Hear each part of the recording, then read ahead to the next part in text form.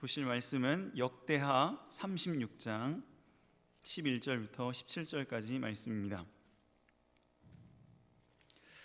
역대하 36장 11절부터 17절까지 지난주에는 다윗이 성전 건축 준비하는 것을 우리가 말씀을 통해서 배웠는데, 오늘은 그렇게 참으로 공을 들여서 힘겹게 쌓았던 그 성전이 무너지는 그 역사에 대해서 진리를 증거하도록 하겠습니다. 역대하 36장 11절부터 17절까지 같이 읽겠습니다. 시작. 시드기야가 왕위에 오를 때에 나이가 21세라 예루살렘에서 11년 동안 다스리며 그의 하나님 여호와 보시기에 악을 행하고 선지자 예레미야가 여호와의 말씀으로 일러도 그 앞에 겸손하지 아니하였으며 느부갓네살 왕이 그를 그의 하나님을 가리켜 맹세하게 하였으나 그가 왕을 배반하고 목을 곧게 하여 마음을 완악하게 하여 이스라엘 하나님 여호와께로 돌아오지 아니하였고, 모든 제사장들의 우두머리들과 백성도 크게 범죄하여 이방 모든 가증한 일을 따라서 여호와께서 예루살렘에 거룩하게 두신 그의 전을 더럽게 하였으며, 그의 조상들의 하나님 여호와께서 그의 백성과 그 거하시는 곳을 아끼사 부지런히 그의 사신들을 그 백성에게 보내어 이르셨으나 그의 백성이 하나님의 사신들을 비웃고 그의 말씀을 멸시하며 그의 선지자를 욕하여 여호와의 진노를 그의 백성에게 미치게 하여 회복할 수 없게 하였으므로 하나님이 갈대아 왕의 손에 그들을 다 넘기심에 그가 와서 그들의 성전에서 칼로 청년들을 죽이며 청년 남녀와 노인과 병약한 사람을 긍휼히 여기지 아니하였으며. 아멘. 그 뒤의 내용은 이제 포로로 모든 것을 다 잡아가고 또 모든 사람에게 큰 해악을 끼치고 또 성전의 모든 기명들을 다 빼앗아가고 또 성벽을 무너뜨리는 그런 역사가 이렇게 기록이 되어 있습니다. 본 말씀을 통해서 멸망당할 만한 심각한 죄들이라는 제목으로 말씀을 증거하도록 하겠습니다. 이스라엘 백성과 이 하나님이 허락하셔서 지으신 이 성전은 하나님이 참으로 아끼시고 귀히 여기시는 것입니다. 이스라엘 백성들도 하나님이 얼마나 공을 들여서 귀히 여기시고 지금까지 애지중지 이렇게 관리하시면서 또 지도하시면서 여기까지 이르게 하여 주셨는데, 그 이스라엘 백성들, 그렇게 귀히 여기시는 이스라엘 백성들을 하나님께서 이방 나라에 의해서 멸망을 당하게 하셨어요. 또 성전은 어떻습니까? 성전은 하나님께서 다윗에게 이제 알려주시고 또 솔로몬에게 짓게 하셔서 참으로 오랜 기간 동안 그 성전에서 하나님을 섬기고 하나님께 찬양하고 예배하는 제사하는 아주 귀한 그런 장소입니다. 그런데 하나님이 그 성전까지도 완전히 무너지게 만드셨습니다. 도대체 이스라엘 백성들이 얼마나 크고 심각한 죄를 지었길래 하나님께서 그 백성들을 멸망시키시고 또 그 성전까지 다 무너지게 할 만큼 하나님께서 진노하셨는가? 오늘은 이 말씀을 통해서 하나님께서 하나님께 멸망당할 만한 그런 심각한 죄들이 무엇인가? 혹시나 그것이 지금 우리에게 있다고 하면 상당히 심각한 거죠. 왜냐하면 하나님은 어제나 오늘이나 동일하신 분이시기 때문에 그때에도 그렇게 귀히 여기셨던 이스라엘 백성들을 멸하시고 그 성전을 무너뜨리셨는데, 만약에 그 죄가 지금 우리에게 있다고 하면 이 나라 이 민족도 하나님 앞에 진노를 면할 수가 없습니다. 그러므로 도대체 이스라엘 백성들이 이때에 어떤 죄를 지었길래 하나님께서 이렇게 진노하셔서 그 나라를 멸망시키시고 성전을 무너뜨리셨는가? 첫 번째 죄는 어떤 어려움이나 힘든 일이 생기면은 우리 참으로 하나님을 믿고 하나님을 섬기고 하나님의 살아계심을 믿는 사람들은 무엇을 해야 되죠? 어려움이 생겼어요. 자기 힘으로 감당하기 너무 힘든 일이 생겼어요. 그럼 뭘 해야 돼요? 하나님께 기도를 해야 되죠. 그런데 멸망당하기 전 세 왕이 있었는데 여호와김, 그다음에 시드기야 왕이 있었어요. 근데 이 세 나라 다 바벨론 나라가 점점 이제 강해져서 주변 나라를 점령하니까 자기 유다 나라까지 이제 침공해 오니까 그때 무슨 일을 했냐면 기도한 것이 아니라 애굽 나라한테 가서 손을 벌렸어요. 그 당시 애굽 나라는 상당히 부유하고 가장 강대국이었습니다. 바벨론은 지금 막 힘있게 성장하고 있는 나라였고, 그렇기 때문에 이스라엘 나라 입장에서는 이 애굽 나라가 우리를 도와주면 저 바벨론 나라가 꼼짝 못할 거야 라는 생각으로 애굽 나라한테 가서, 그동안 교제한 것도 있고 하니까 애굽 나라 왕한테 가서 우리를 좀 도와주세요 라고 부탁을 해요.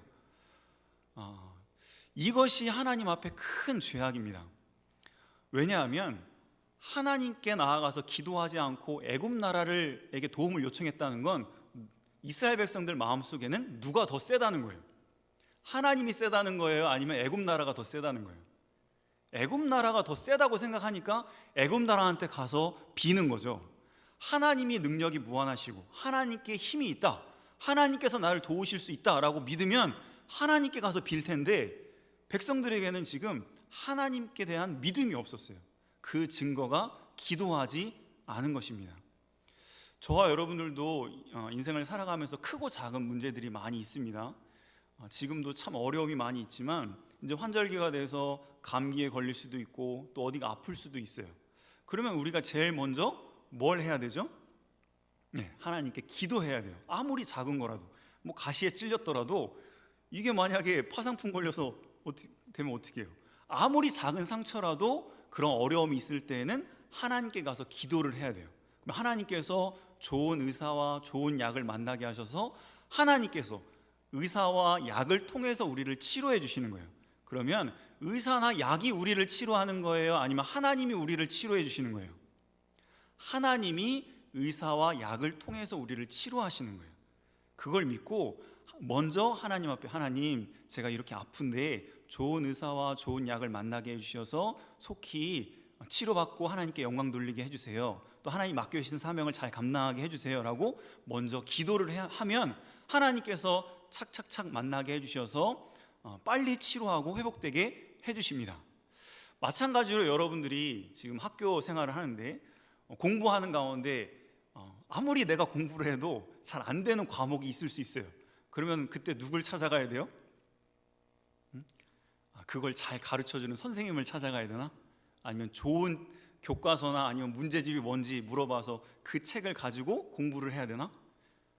먼저 하나님 앞에 솔직하게 기도해야 돼요. 하나님, 제가 아무리 이렇게 열심히 공부해서 이 과목을 지금 잘 하고 싶은데 너무 잘 안 되네요. 하나님 지혜를 주시고 도와주세요 라고 꾸준히 계속적으로 기도를 하면 돼요. 그러면 하나님께서 어떻게 해주세요?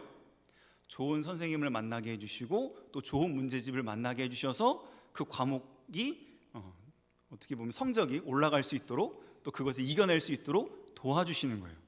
그것이 하나님을 믿는 사람의 모습입니다. 근데 이스라엘 백성들에게는 그게 없었어요. 하나님을 믿는다고 말로는 했는데 정작 어려운 일이나 힘든 일이 생기면 하나님께 가는 것이 아니라 사람에게 손을 벌리는 거예요. 그리고 사람에게 도움을 요청하고 또 사람을 의지했던 마음이 있었습니다. 이게 바로 우상숭배입니다. 우상숭배라는 것은 하나님보다 더 사랑하는 것, 하나님보다 더 의지하는 것, 하나님보다 더 두려워하는 것이 우상이에요. 다른 것이 우상이 아닙니다. 그러니까 여러분들이 지금 힘든 일, 어려운 일이 생겼는데 기도하지 않고 그냥 버티거나, 그건 자기 힘으로 이기려고 하는 거예요. 그냥 버티거나 다른 사람에게만 손을 벌린다. 그거는 뭘 섬기는 죄와 똑같아요? 우상을 섬기는 죄와 똑같은 거예요. 이스라엘 백성들이 첫 번째 죄악이 이겁니다. 그러니까 이게 멸망받을 만한 심각한 죄인 것을 우리가 알아야 돼요. 그러니까 이렇게까지 연결하면 좋을 것 같아요. 내가 힘든 일이 생겼는데 기도하지 않는 것은 무슨 죄라고요? 멸망받을 만한 심각한 죄가 될 수 있어요. 두 번째 이스라엘 백성들의 죄악은 무엇이냐면 성전을 더럽힌 죄예요. 오늘 본문의 14절에 보면 모든 제사장들의 우두머리들과 백성들도 크게 범죄하여 이방 모든 가증한 일을 따라서 여호와께서 예루살렘에게 거룩하게 두신 그의 성전을 더럽혔다라고 말씀하셨어요. 성전을 더럽히면 하나님께서 멸하십니다.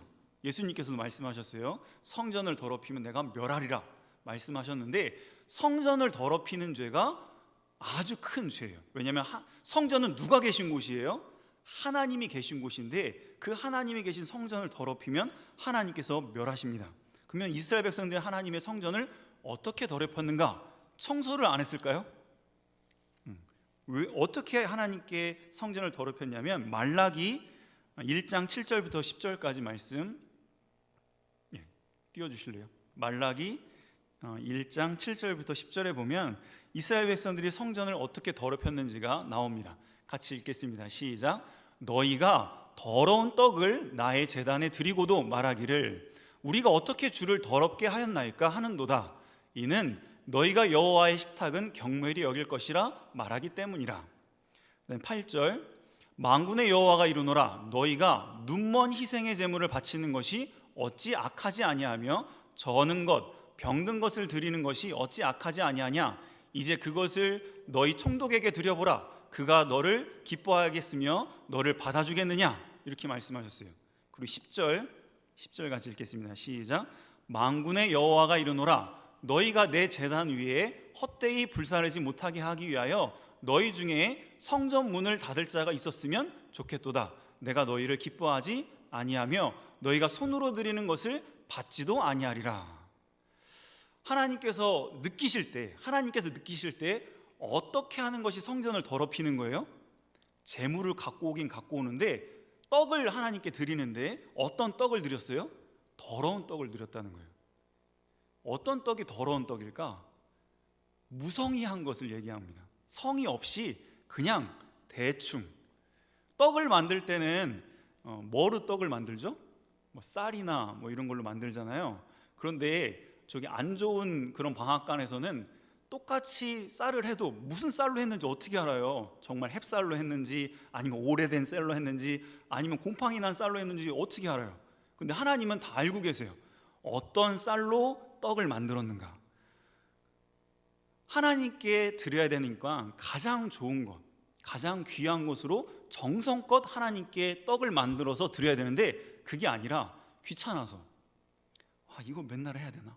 맨날 드리는데 이거 누가 먹나? 하나님이 진짜 먹는 건가? 라고 하면서 그 떡을 만드는데도 그냥 대충 형식적으로 하는 것이고, 또 제물을 드리는데 소와 양과 비둘기 이런 걸로 제물을 드릴 때도 정말 가장 좋은 거 귀한 것을 드리는 것이 아니라 아까 말씀해 보니까 어떤 제물을 드렸어요? 어차피 불태울 거, 병든 거, 저는 거 이런 걸로 하나님께 제사를 드린 거예요. 그러니까 어떤 사람들이 성전을 더럽히는 거예요? 하나님 앞에 제사를 드리는데 더러운 마음을 가지고 하나님께 제사를 드리면 그것이 성전을 더럽히는 죄가 됩니다. 자, 이 시대에는 제사가 무엇이죠? 예배입니다. 우리가 예배를 드릴 때에도 여러분들이 교회에 나와서 예배를 드리든지 아니면 집에서 인터넷으로 예배를 드린다 해도 가장 중요한 것이 마음의 자세입니다.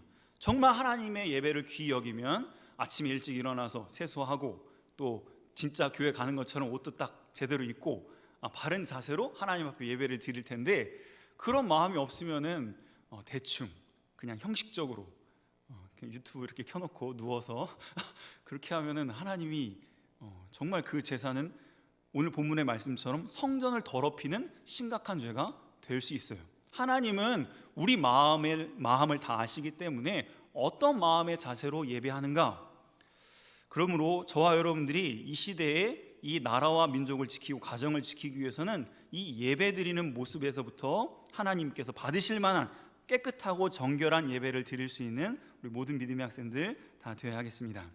또 신약에는 무엇이 성전이라고 그랬냐면, 지난주도 살펴봤지만 성전은 뭐가 성전이라고 그랬어요?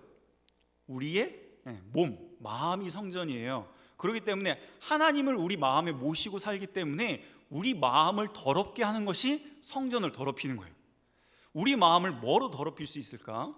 여러분들이 지금 많은 미디어가 발달해서 영상도 많이 보고 영화나 만화나 이런 거 많이 보잖아요. 그런데 정말 안 좋은 그런 것들을 음란과 방탕과 술 취함과 이런 것을 우리 마음에 갖고 들어오고 그런 것을 보고 듣고 하면 우리 마음이 더러워질 수 있어요. 그래서 신약에도 보면 음란은 하나님의 성전을 정말 더럽히는 것이라고 말씀하고 우리 몸을 완전히 더럽히는 큰 죄악이라고 말씀하셨습니다.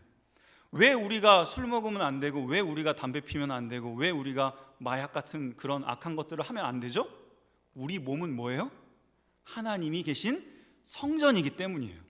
그러니까 우리 몸을 정말 거룩하게, 정결하게, 어떤 의식을 가지고 계셔야 되냐면, 내 몸은 내 안에 하나님이 계시기 때문에 내 몸을 더럽게, 또 더러운 곳에 갈 수 없다, 이런 인식을 늘 가지고 있어야 돼요. 그러지 않고 자기 몸과 자기의 삶을 더러운 곳에 막 방탕하게 살아가게 되면 그것은 멸망받을 만한 그런 심각한 죄가 된다라는 것을 기억해야겠습니다.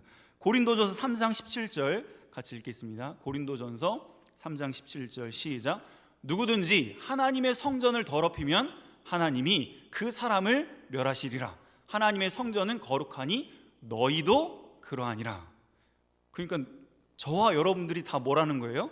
거룩한 성전이다, 이런 인식을 갖고 있어야 돼요. 그렇기 때문에 거룩한 성전이기 때문에 우리가 가야 될 곳, 가선 안 될 곳, 또 봐야 될 거, 보면 안 되는 거, 이걸 잘 구분해서 관리를 하셔야 하나님께 귀하게 여김 받을 수 있습니다. 마지막으로 어떤 죄가 이 나라가 멸망받을 만한 이런 심각한 죄였는가? 16절에 보면 하나님께서 이 성전을 멸하시지 않기 위해서 계속해서 사신이나 하나님의 선지자들을 계속 보내서 회개시키려고, 또 돌아오게 하려고 계속 보냈어요. 그런데 백성들이 어떻게 했다 그랬어요?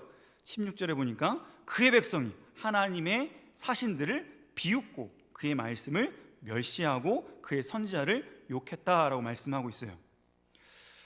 이것은 하나님이 살아계신 것을 믿지 않기 때문에 하나님을 두려워하지도 않고 그 하나님 말씀을 온전히 믿고 그것을 신뢰하는 것이 아니라 그 말씀을 의심하면서 코웃음 치는 것을 이야기합니다. 천국과 지옥이 있다, 예수님 믿어야 죄사함 받고 천국 갑니다. 반드시 우리의 심령 가운데 하나님이 계시고 또 악한 마귀도 있기 때문에 우리가 정신을 차리고 깨어서 기도하지 않으면 이 마귀에게 삼킬 수밖에 없습니다. 이런 소리를 들으면 정신을 차리고 그런가 아멘 하면서 그 말씀을 순종하기 위해서 애를 쓰려고 하는 심령이 있어야 되는데 어떻게 했다고 그랬어요? 비웃고 그 말씀을 멸시했다라고 했어요. 그런 게 어디 있어요?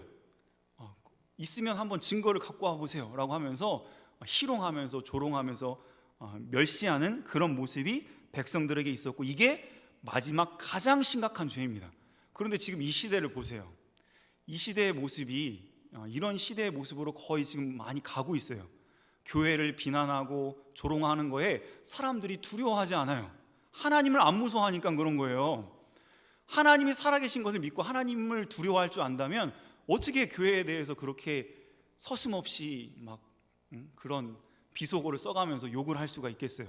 하나님 두려워할지 모르는 이런 시대가 되었는데, 이게 저와 여러분들, 특별히 우리 모든 학생들에게 오염이 되지 않았으면 좋겠어요.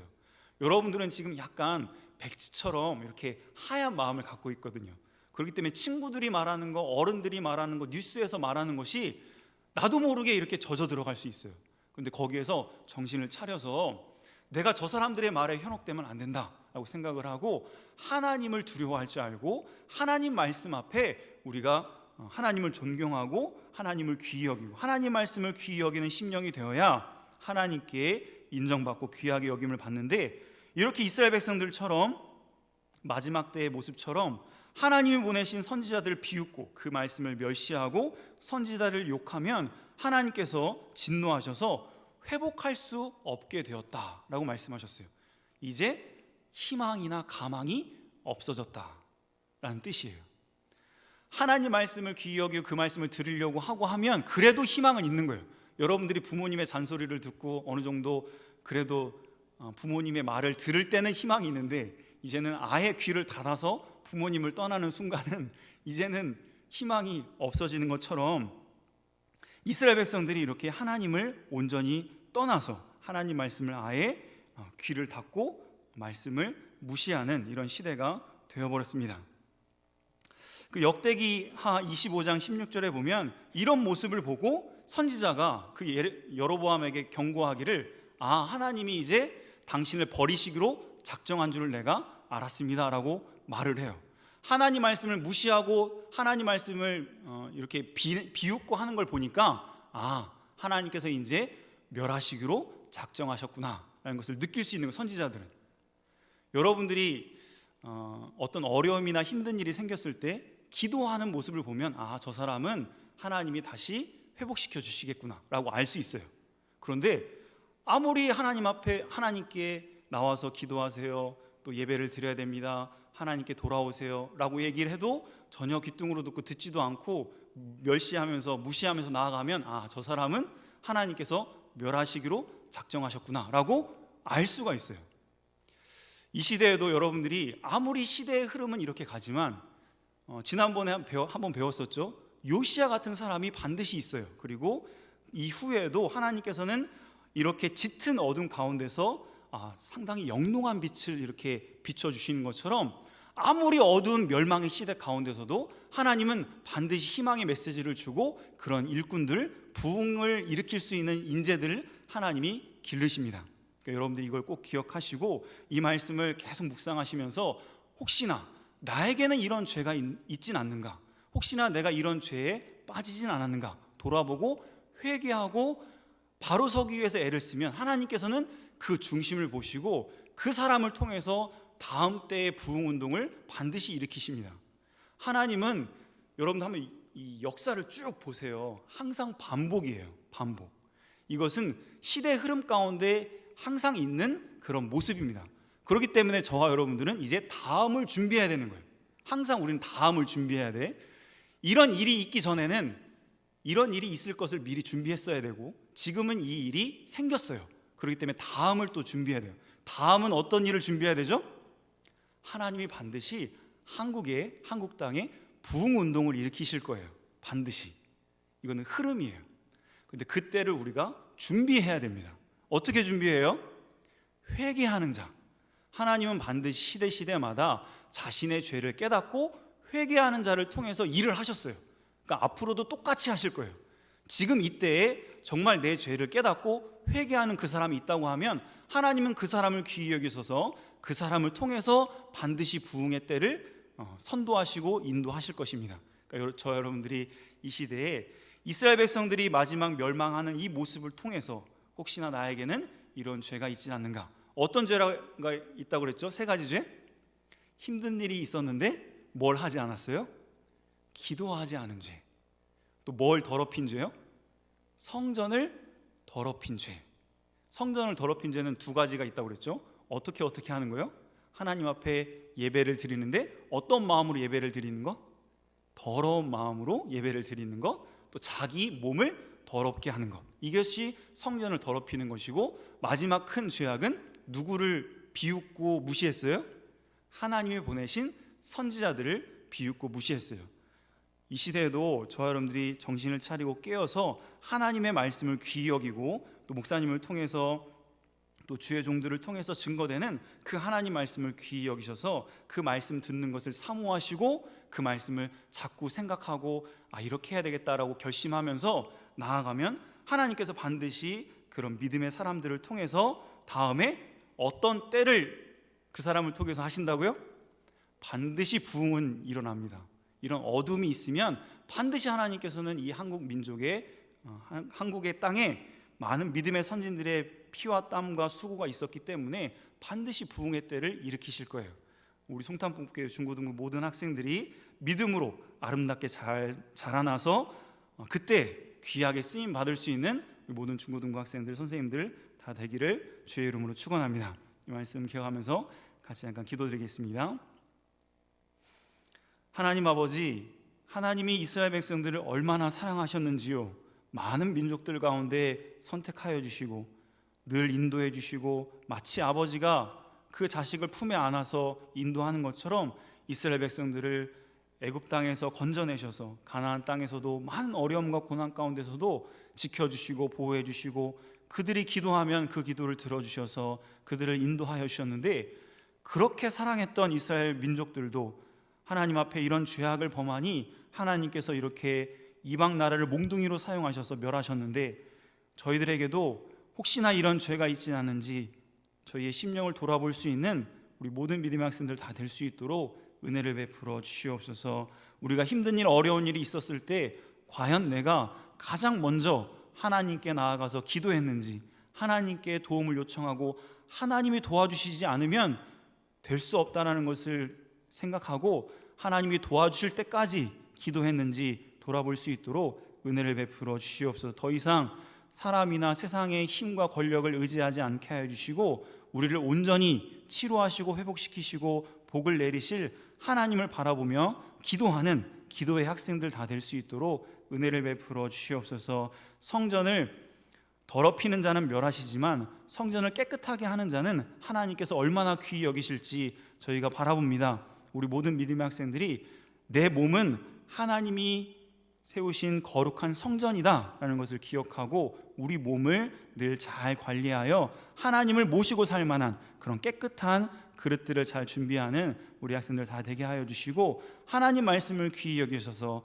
하나님이 가라사대 하나님이 말씀하시되 라고 하는 그 말씀을 잘 듣고 깨달아서 저희 삶 가운데서 결단하고 또 결심하고 순종하는 우리 학생들 다 되어 하나님의 나라에 귀하게 쓰임받고 마지막 때에 하나님께서 귀히 쓰는 믿음의 인재들 다 될 수 있도록 은혜를 베풀어 주시옵소서. 감사하며 예수님의 이름으로 기도하옵나이다.